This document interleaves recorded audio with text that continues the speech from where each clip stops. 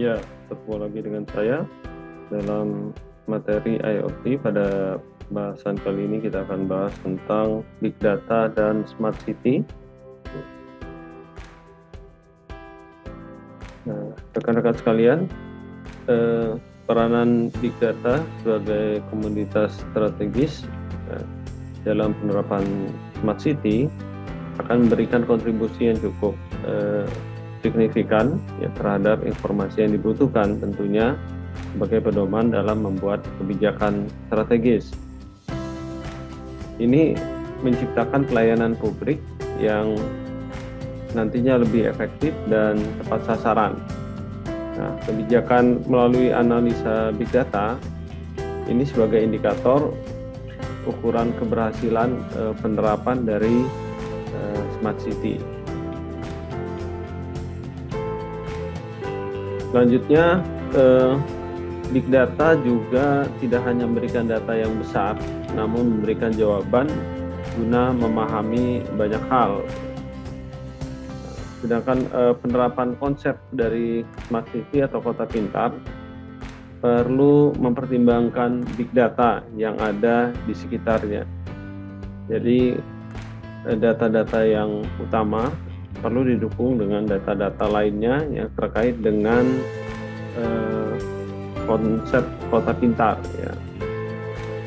Bisa saja seperti contoh ya, data human, kita berpikir data manusia saja, tapi tidak juga. Kita harus tahu bisa mendata data lingkungan, ya, bagaimana kondisi lingkungan, konturnya atau cuacanya atau yang lain-lain yang terkait dengan sekitarnya, environment. Ya. Jadi bukan hanya dari data sisi manusianya saja. Ya. Nah, hal ini agar keputusan dan kebijakan yang terkait dengan publik itu dapat diambil dan akan lebih efektif. Jadi pengaruh lingkungan, ya, data-datanya juga akan mempengaruhi data yang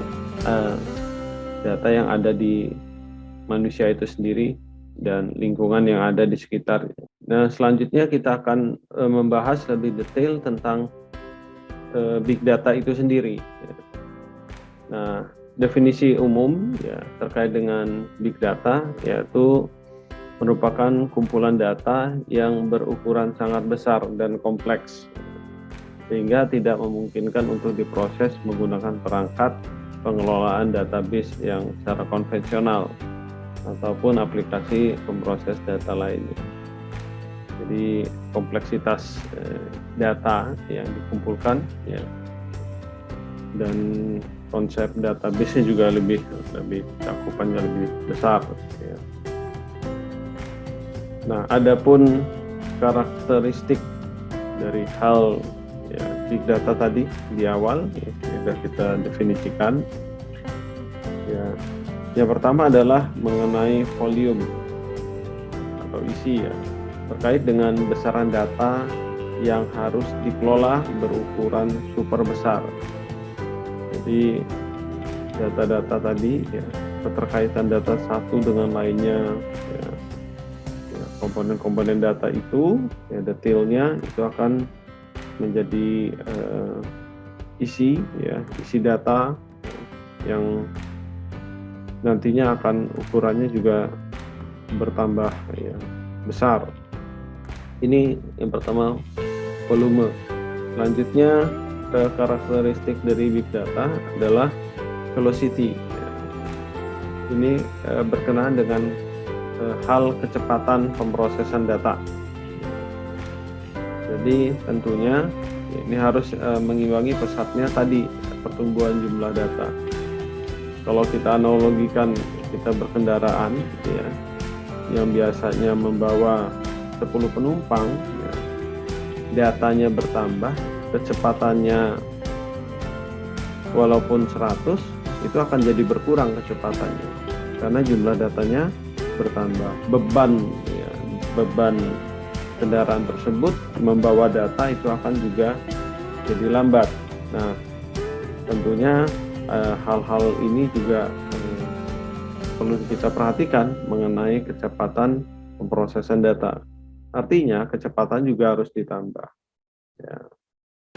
Jadi besaran data yang masuk itu akan dikirimkan ya datanya, ini akan berpengaruh dengan kecepatan yang perlu ditingkatkan ya. Nanti kita akan bicara masalah yang lainnya, namun terkait dengan velocity bahwa kecepatan proses data itu harus mengimbangi ya tadi pertumbuhan jumlah data. Nah, ilustrasinya seperti itu. Ini karakteristik dari big data mengenai velocity. Selanjutnya variasi ya. Merujuk pada karakteristik sumber data yang sangat beragam, jadi data yang masuk ya itu baik terstruktur dan tidak terstruktur. Kita ketahui di dunia komputer ada istilah terstruktur dan tidak terstruktur. Ya. Jadi kalau terstruktur, dicontohkan misalkan data yang sesuai dengan konsep ya, aplikasi yang dimasukkan, ya, dia akan mengikuti aturan atau rule yang sudah ditetapkan. Namun ya, dengan pola ya, data yang masuk bisa saja tidak terstruktur konsepnya, ya. Tidak sesuai dengan aplikasi atau ketentuan yang ada. Nah ini juga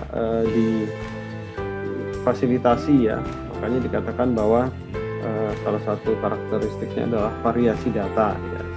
Jadi ada data yang ikut aturan, ada data yang tidak beraturan gitu ya. Namun ini tetap bisa dikelola. Jadi karakteristik yang ketiga dari big data adalah mengenai ini. Jadi keduanya bisa diakomodasi. Oke, selanjutnya tujuan ya. Tujuan dari smart city ya, adalah membentuk satu kota yang aman ya, nyaman. Karena aman belum tentu nyaman. Jadi keamanan itu salah satu mengakibatkan hal efek lain adalah kenyamanan ya bagi warganya serta memperkuat daya saing kota dalam hal perekonomian. Jadi dengan keamanan ya, salah satunya sebagai contoh ada beberapa negara berkembang yang sudah negara maju yang sudah menerapkan smart city ya. Kalau Anda pulang tengah malam jam 1 jam 2 malam, Anda yang bekerja malam gitu ya, tidak merasa khawatir karena keamanan tidak harus dengan adanya melihat polisi atau petugas keamanan ya. Jadi ada menggunakan CCTV atau komponen-komponen lainnya yang terkait dengan teknologi yang sudah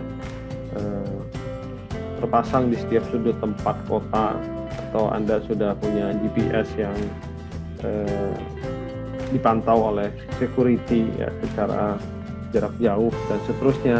Jadi kalau ada hal-hal kejahatan itu mudah ditangani dan diketahui lokasinya dan seterusnya. Jadi seperti itu ya, bisa dipantau walaupun tanpa kita diikuti atau dijaga oleh adanya petugas keamanan. Nah itu salah satu contoh ya, kenyamanan. Jika Anda pulang tidak merasa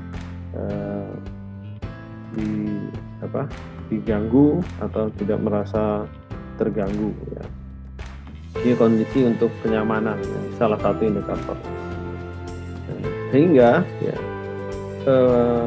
dari sisi perekonomian ini akan sangat mendukung ya, tentunya daya saing kota. Jadi kalau Anda masuk kota X ya dengan fasilitas yang sudah menggunakan smart city ini, Anda akan merasa nyaman dan banyak mungkin orang yang akan berkunjung ke sana tanpa merasa keraguan. Ini tentunya indikatornya akan meningkatkan perekonomian ya. Bahkan toko mungkin tanpa dijaga petugas tokonya gitu ya, Anda belanja tinggal ambil dan bayar sendiri secara otomatis ya, tanpa khawatir juga ya. Itu sudah ada beberapa yang menerapkan hal demikian. Jadi, kita melayani ya, tanpa dilayani oleh petugas tokonya juga itu terkait dengan masalah perekonomian akan lebih hemat dan kita juga akan lebih safety dari sisi yang lain. Mungkin itu ya, terkait dengan tujuan dari Smart City. Tujuan berikutnya yaitu menunjang kota di dalam dimensi satu sosial. Ya, sosial di sini identik dengan keamanan maksudnya. Ya. Jadi tadi sudah dijelaskan ya bahwa sosial antara manusia satu dengan manusia lainnya, orang lain satu dengan orang lain yang lainnya, gitu ya, saling berinteraksi, ya, tidak saling mencurigai karena keduanya sudah dilingkupi dengan IoT, gitu ya. Jadi data A, data B semua sudah terpantau, gitu ya, bahwa ini adalah orang yang di tanda kutip dinyatakan baik, gitu ya, dari sisi pembacaan teknologinya. Kemudian dari sisi ekonomi, daya saing tadi sudah juga kita jelaskan sedikit bahwa antara manusia satu dengan lainnya itu akan saling menjaga ya dan saling meningkatkan daya saing itu wajar, gitu ya. Nah, disinilah yang akan menciptakan nantinya lingkungan yang nyaman ya. Karena dengan sosial, dari sisi sosial, dari sisi ekonomi yang stabil, lingkungan yang tadi sudah terjaga itu akan lebih terjaga lagi dan akhirnya menimbulkan tingkat kenyamanan ya di level yang mungkin akan lebih baik daripada level kenyamanan di satu tempat yang belum menerapkan IoT dari sisi Smart City ini. Jadi akan sangat jauh berbeda gitu ya kalau kita menggunakan kota yang kita datang ke kota atau tempat yang sudah menerapkan Smart City. Oke, selanjutnya tujuan Smart City ini dari sisi United Nations ya, dari PBB menyatakan bahwa membentuk kota yang sustainable ya, keberlanjutan dari sisi apa? Ekonomi, sosial ya, dan lingkungan tadi sudah diterakan juga di atas. Nah, kalau dilihat dari gambar sini ya diilustrasikan bagaimana kota-kota ya yang tadi saling terkait itu bisa berkomunikasi ya, bisa berhubungan, bisa bersosial dan tentunya secara ekonomi juga akan lebih hemat gitu ya. Akan lebih praktis ya dan secara sosial juga tetap terhubung karena manusia itu tidak lepas dari manusia lainnya ya. Jadi lingkungan yang tadinya terlalu padat harus berhilir mudik gitu, tanpa kita keluar dari rumah kita bisa berinteraksi dengan orang lain, kita bisa belanja, kita dan seterusnya itu juga akan lebih nyaman ya kalau kita keluar ya pesan sesuatu bawa kendaraan lagi menggunakan BBM ya biaya kendaraan juga kita tanpa mengeluarkan itu juga bisa terjadi ya. Pada teknologi sekarang ini kita sudah ada istilah ya kita tinggal telepon saja atau kita tinggal pesan melalui aplikasi, nanti barang yang dipesan itu otomatis datang tanpa kita harus keluar rumah. Jadi kegiatan kita di rumah itu bisa kita selesaikan dan apa yang kita inginkan tentang belanjaan yang lain itu datang sendiri ke rumah. Nah ini salah satu contoh hal kecil mengenai kota yang sustainable terkait dengan Smart City. Oke, selanjutnya tentang spesifikasi dari Smart City. Terkait ini yang pertama adalah Smart Government, pemerintahan yang pintar. Nah, kunci utama keberhasilan dari penyelenggaraan pemerintahan adalah adanya tanda kutip good governance. Nah, kata-kata good governance ini muncul ya, dengan satu paradigma apabila sistem dan proses penyelenggaraan pemerintahan dan pembangunan itu mengindahkan prinsip-prinsip supremasi hukum. Salah satu komponen utama ya adalah supremasi hukum, penegakan hukum.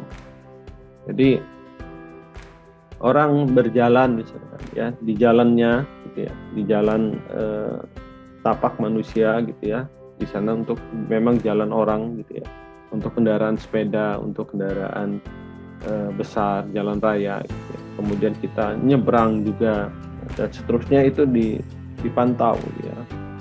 Dan ini salah satu hal apabila kita melanggar itu otomatis akan didenda, dicatat, masuk dalam catatan kita otomatis bahwa Anda melanggar dan seterusnya. Nah, ini tidak perlu lagi berinteraksi dengan petugas langsung ya. Nah, ini untuk menghindari apa tadi inkonsistensinya masalah hukum. Jadi tidak ada penyelesaian masalah hukum itu di tempat. Jadi kalau dia melanggar nanti dia ada surat tilangnya sendiri atau pelanggaran apa Anda harus bayar denda dan seterusnya. Jadi tanpa harus diselesaikan di tempat dengan tanda kutip istilah damai gitu ya. Nah, ini tidak terjadi karena ini sudah by system. Jadi benar-benar ini dijalankan dan akan hasilnya akan semua orang akan mematuhi aturan hukum ya. Pelanggaran-pelanggaran kecil itu tetap dilakukan gitu ya, tetap didenda, apalagi yang pelanggaran besar. Jadi semua bentuk pelanggaran yang tidak mematuhi aturan itu dijalankan by system dan terkontrol. Dan ini yang paradigma ini yang dinyatakan bahwa tanda kutip bahwa dari sisi pemerintahan ini akan menjadikan image good governance tadi. Ini selanjutnya spesifikasi yang kedua adalah smart economy, ekonomi pintar.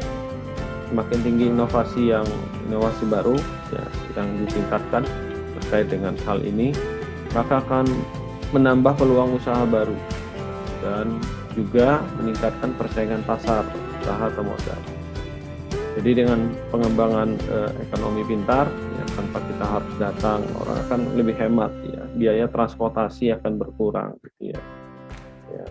Kemudian dari sisi value keuntungan untuk si manusia sendiri, dia bisa beraktivitas dengan lain. Jadi benefitnya akan lebih menguntungkan dari sisi si human tadi, manusia tadi ya. Itu salah satu contohnya. Jadi bisa saja kita belanja atau yang lain-lain tanpa kita harus datang ke tokonya gitu ya. Itu salah satu contoh dari sisi peningkatan ekonomi ya. Nah, ini terkait dengan smart economy. Selanjutnya terkait dengan spesifikasi smart city adalah smart mobility, mobilitas pintar. Jadi pengelolaan infrastruktur kota ya, yang dikelola, dikembangkan untuk masa depan merupakan satu adalah sistem pengelolaan terpadu. Sebagai contoh misalkan kalau kita ingin menggunakan kendaraan umum ya, yang fasilitas umum ya, di bus ada wireless ya, ada wifi-nya yang gratis ya. Atau ada juga ingin menggunakan sepeda ya di tempat-tempat tertentu yang juga digunakan untuk umum gratis ya. Namun misalkan di area tertentu dia akan mati karena sudah di luar jalur area. Jadi kalau dia di luar area yang sudah ditentukan, dia tidak bisa keluar dari area itu, fasilitas tersebut. Dan misalkan kalau ada orang ingin nyebrang gitu ya, kalau ingin nyebrang tidak perlu lagi lapor petugas kalau ingin nyebrang, ada orang tua, anak-anak atau yang lainnya, tunggu di zebra cross, nanti otomatis apabila dengan ketentuan jumlah orang sekian atau sudah berdiri di penyeberangan itu ada lampu akan otomatis membaca bahwa kita nantinya sudah adanya sensor ya bahwa kita akan nyebrang gitu. Nah, nanti mobil yang lalu lalang itu akan sendirinya akan nanti dengan traffic light yang ada akan berhenti dan mendahulukan si penyeberang. Nah, jadi ilustrasi seperti ini yang sudah beberapa ya sudah diterapkan ya, konsep ini ya, dan sudah berjalan ya. Ini sangat memungkinkan untuk dikelola ya, dan diterapkan. Itu yang terkait dengan smart mobility. Jadi terkait dengan kepentingan publik. Selanjutnya terkait dengan spesifikasi smart city. Yang keempat adalah smart people, ya, orang atau masyarakatnya yang pintar, ya, human-nya, ya, terkait dengan pembangunan yang tentunya membutuhkan modal baik secara ekonomi, ya, modal manusia dan modal sosial. Nah, di sini ditekankan modal manusianya. Artinya kita manusia untuk dapat mengembangkan diri dan menyesuaikan dengan teknologi yang ada. Nah, tentunya di smart city ya, kita dituntut untuk dapat mengembangkan diri mengikuti teknologi yang sudah diterapkan di sana, aturan-aturan mainnya ya, dan tentunya semua tool-tool ya terkait dengan teknologi itu juga kita harus familiar ya, sudah terbiasa dengan penggunaan aplikasi yang mungkin sudah diterapkan di kita ya, kita sudah tahu menggunakan QR code, kita scan, kita gunakan di HP kita ya untuk di download dan dimanapun kita bisa menjalankan itu dan diminta Anda untuk men-scan ya QR code-nya. Nah, kita juga bisa menggunakan itu atau scan wajah atau dan seterusnya identitas kita cuma menunjukkan HP saja atau QR code kita, jadi itu sudah terbaca, jadi mau bertransaksi atau yang lainnya. Jadi intinya ya, jadi tentunya ya, personnya atau manusia atau humannya itu sendiri pun harus menyesuaikan teknologi sehingga penerapan smart city itu bisa digunakan oleh khalayak human untuk dapat dijalankan. Jadi semuanya akan berinteraksi ya, dan berjalan dengan baik tentunya. Itu dari sisi smart people. Selanjutnya smart living atau lingkungan pintar. Ya, lingkungan pintar ini tentunya berarti bahwa lingkungan tersebut memberikan kenyamanan. Jadi di awal juga sudah kita singgung ya. Dan tentunya sustainability, keberlanjutan sumber daya, dan tentunya juga keindahan ya. Nah, keindahan ini dimaksudkan adalah tertibnya susunan mekanisme dan ya bagaimana mengaksesnya, bagaimana menjadikan bahwa benda-benda tadi yang sudah diterapkan di IoT, menggunakan IoT smart city ini jadi lebih dekat dengan manusianya, lebih memungkinkan kemudahan ya. Jadi human ini menggunakan benda-benda tersebut di lingkungan yang sudah ditentukan atau lingkungan yang sudah menerapkan ini, baik fisik, visual maupun tidak, itu bagi masyarakat dan publik ini jadi lebih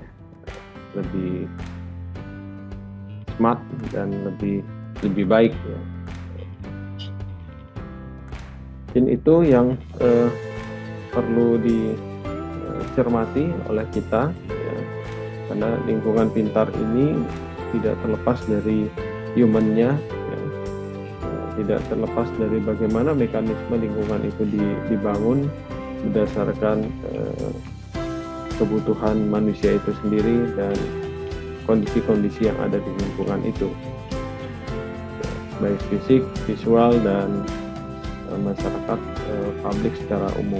Berikutnya smart life, ya, hidup pintar. Hidup pintar ini dari sisi manusia itu memiliki kualitas hidup yang terukur secara budaya. Jadi dimaksudkan di sini adalah dengan menggunakan teknologi tadi, smart city ini ya, artinya kehidupan manusia itu mau tidak mau secara attitude, secara budaya, habit, ya, kebiasaan, dia akan berubah ke moda kehidupan yang smart. Jadi budayanya dia membuang sampah tidak sembarangan lagi, karena kalau dia buang sampah sembarangan dia akan terdeteksi bahwa dia melanggar peraturan.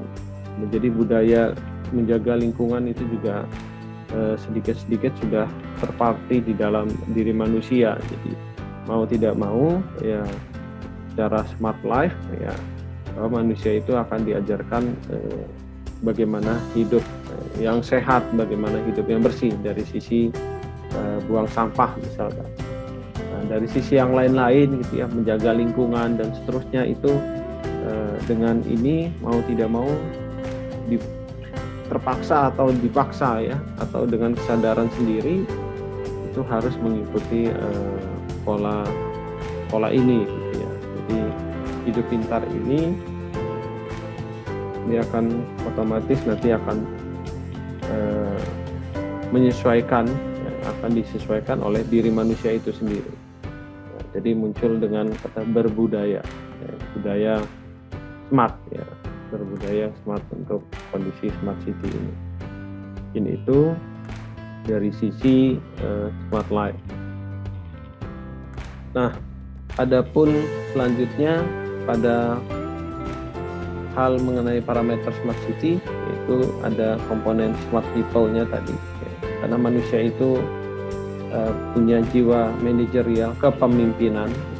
Jadi baik minimal memimpin dirinya sendiri. Jadi bagaimana dia memanage, ya, bagaimana dia harus belajar, bagaimana dia harus berinteraksi, bagaimana dia harus beradaptasi. Ya.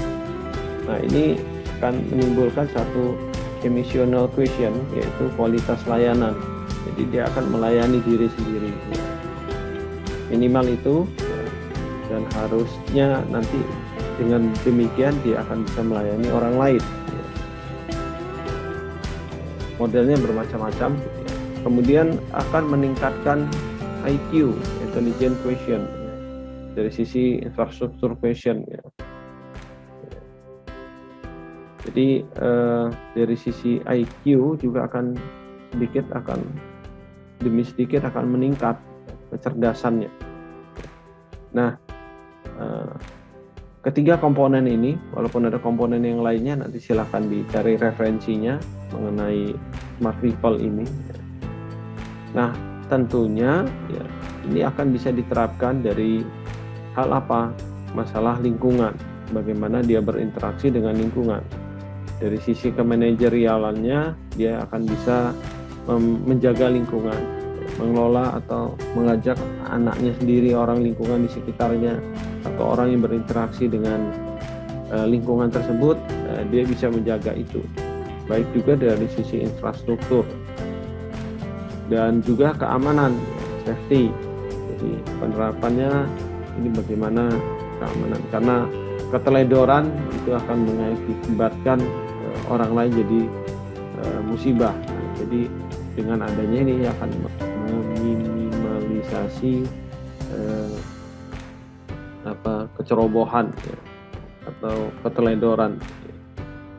Jadi ada warningnya. Ya.